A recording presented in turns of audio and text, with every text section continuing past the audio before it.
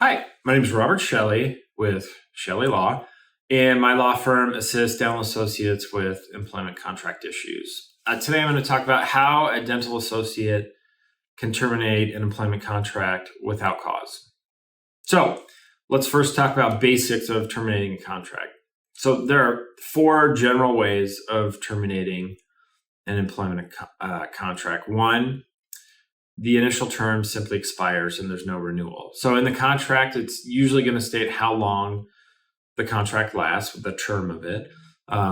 Usually it's somewhere between 1 to 3 years. However, I'd say more and more contracts will have no fixed term, meaning they'll just go on forever unless terminated by a party through one of the three ways that we're about to talk about. So look to how long it lasts and then whether it automatically renews. And if it does, it's for 1-year terms usually. And then it would just continue on until terminated. So that's the first way a contract can be terminated. Second, with mutual agreement. So if both parties, just say, hey, it's not working out. We don't need you to give us any notice. Let's just wash our hands of it and move on. That's fine. So either party can terminate by mutual agreement. The third way is with cause termination. So if one party is in breach of contract, they would then have to provide written notice to the other party. Then that party would then have a certain amount of time to fix the breach. So they will do that during what's called a cure period. So a cure period simply allows the party that's been accused of being in breach of contract of fixing whatever the problem is. Usually it's 15 to 30 days.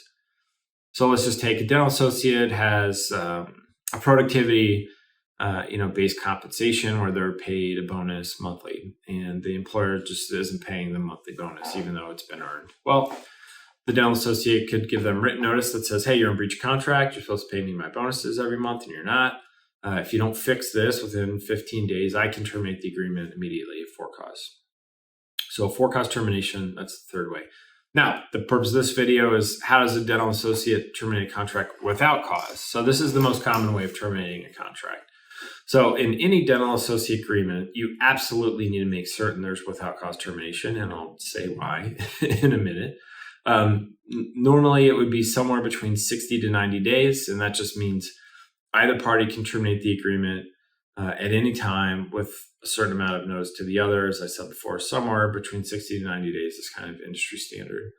So in that scenario, let's say a dental associate got a better job offer and they wanted to move on. They give a letter to the practice that just states, I am using the without cause termination section in the agreement to terminate it. I will work the 60 days as required, and then at the end of that, I'll terminate. The agreement terminates and both of you can move on. If you have a dental associate contract that does not have without cause termination, it is an enormous red flag. And why?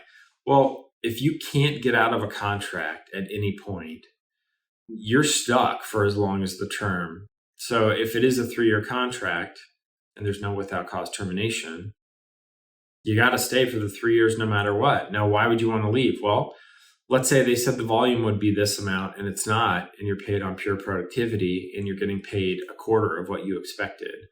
Or maybe the hours are bad, or the call's bad, or there's lack of staffing, which, makes you completely inefficient. Or maybe the practice owner is just a jerk and you don't enjoy working with him. It could be dozens of reasons why you'd want to leave an employer, but if you can't terminate the contract at any point, you are stuck. Now, why would an employer not have without cause termination in their agreement? Well, first thing is they've had enormous turnover.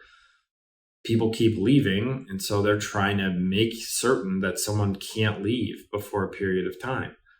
That's kind of the first thing that I look to when I see no without cause termination. Now, it's pretty rare it wouldn't have without cause termination, but if it's not in there, it's usually because the employer is probably, a bad manager, a bad business person, whoever, or whatever, and they just can't keep people on staff, and therefore they're trying to secure them for a period of time. So no matter what, you want to have without cause termination somewhere between 60 to 90 days. Now, why?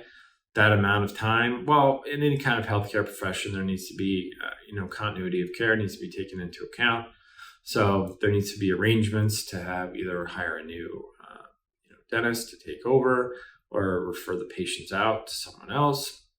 So that's normally why, is there just needs to be a little bit of lead time to ensure continuity of care, is kind of paramount to the termination. Well, that's about it for without cause termination. If you have any questions about your dental associate contract, you can always call my law firm at the phone number listed below in the description, or you can reach us through our website, chellelaw.com. That's CHELLE law.com. And I appreciate you watching the video. Thanks.